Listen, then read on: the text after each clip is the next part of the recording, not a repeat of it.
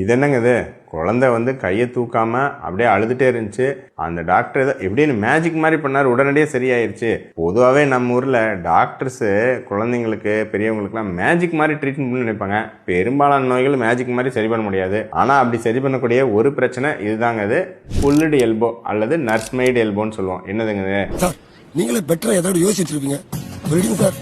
குழந்தைங்களை நம்ம நார்மலாக அகுலில் பிடிச்சி தான் நம்ம தூக்கணும். ஏதாவதுனா நம்ம அப்படி தூக்காம நம்ம இங்கே கையை பிடிச்சி நம்ம இழுத்துட்டோம்னாவே அல்லது கையை பிடிச்சி தூக்கிட்டோம் அப்படின்னா நம்ம எல்போ இந்த மூட்டில் ரேடியஸ் அப்படின்னு ஒரு எலும்பு இருக்குங்க.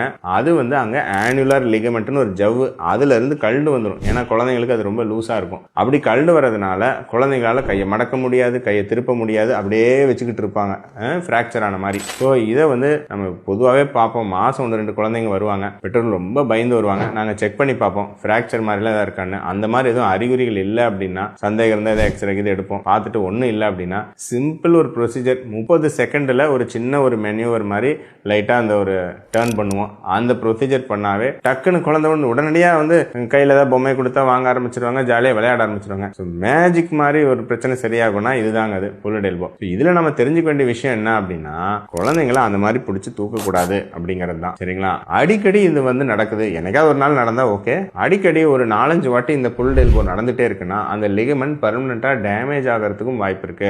அந்த மாதிரி ஆயிட்டா நம்ம அதுக்கு வந்து ஈவன் ஆபரேஷன் அந்த மாதிரி கூட பண்ண வேண்டிய தேவை ஏற்படலாம். அதனால குழந்தைங்களை ஹேண்டில் பண்றவங்க, பெற்றோர்கள், மற்றவங்க கட்டாயம் இங்க பிடிச்சுதான் தூக்கணும். கையில பிடிச்சி இழுக்கிறதோ தூக்குறதோ கூடவே கூடாதுங்க. சரிங்களா? அப்படி தூக்கி ஏதாவது ஆயிடுச்சுன்னா மருத்துவமனைக்கு நீங்க குழந்தை நல மருத்துவரை, எலும்பு மருத்துவரை பார்த்தீங்கன்னா மேஜிக் மாதிரி சரி பண்ணிடுவாங்க.